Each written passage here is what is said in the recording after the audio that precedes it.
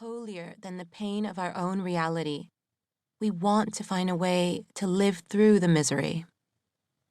Coming to terms with myself as an alcoholic, as an addict, was a shock. I felt ashamed and demoralized by my dependency, but more than anything, I was sick of being afraid. Done with being silent, I swore to myself that I would no longer allow anything or anyone to rob me of the right to my story.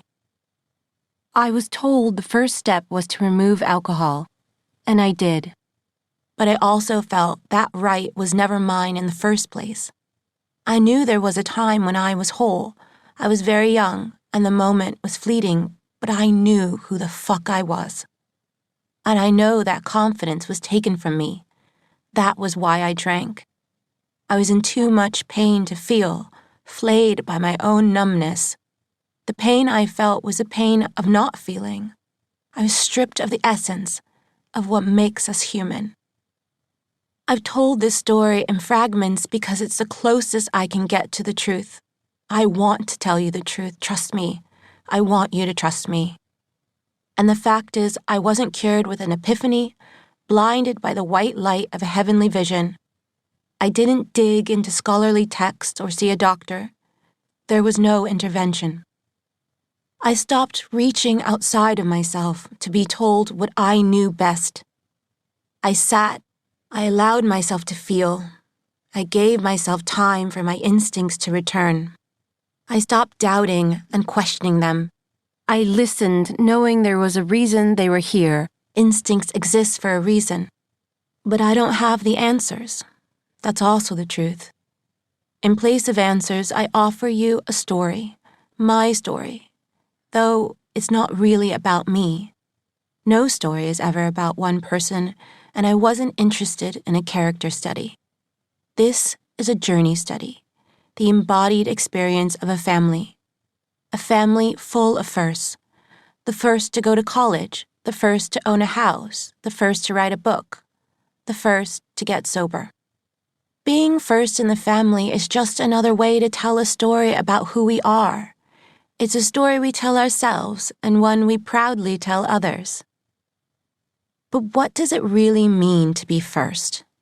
It can mean ending cycles of generational trauma, yet it can also mean lighting the match that burns fresh blisters.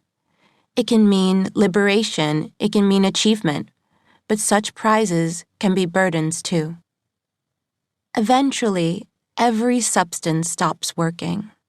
They lose their anesthetizing effect, their energizing power.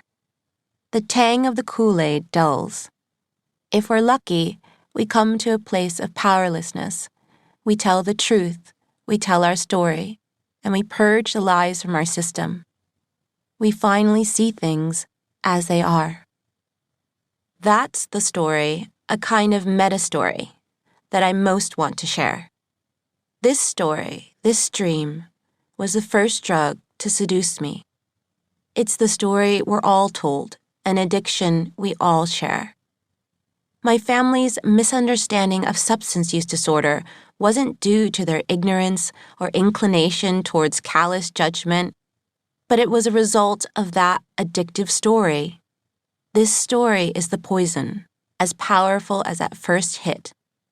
This story tells us that we aren't sick, we're bad, that we'll be safe when we arrive, that our threadbare bootstraps can hold, that failure is inadequacy, constitutional incapability.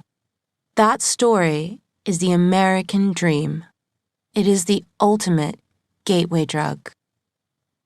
Where I got sober, the American dream was baked into the recovery process. In some ways, it was its founding document. I got clean and I got clear in the rooms of Alcoholics Anonymous, an organization founded by two white men who didn't think much about how people like me, a brown woman in debt, not from drinking, but from the failures of a system that propped up people who looked like them, would fit into their program of recovery. Still, it saved my life, and for that I am grateful. But it was just the beginning. The longer I stayed, the deeper.